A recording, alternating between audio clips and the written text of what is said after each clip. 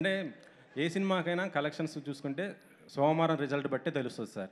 కానీ ఈ సోమవారం 'గబ్బర్ సింగ్' సినిమా రిలీజ్ అవుతుంది. థియేటర్‌లో కొద్దిగా పొయ్యాయి అంటున్నారు. అది నిజమేనా? ఇంత సార్ 'గబ్బర్ సింగ్' ఆయన పవర్ స్టార్.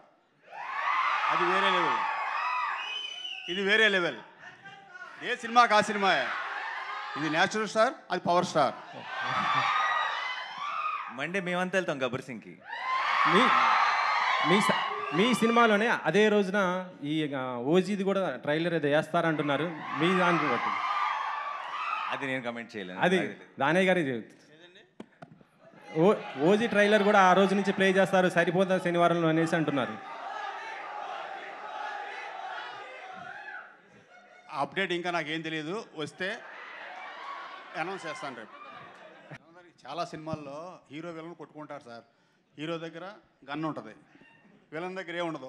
కాల్ చేస్తే ఇంటర్వల్ కూడా అయిపోతుంది సినిమా. చివరి దాకా ఎందుకు రన్ అవుద్ది?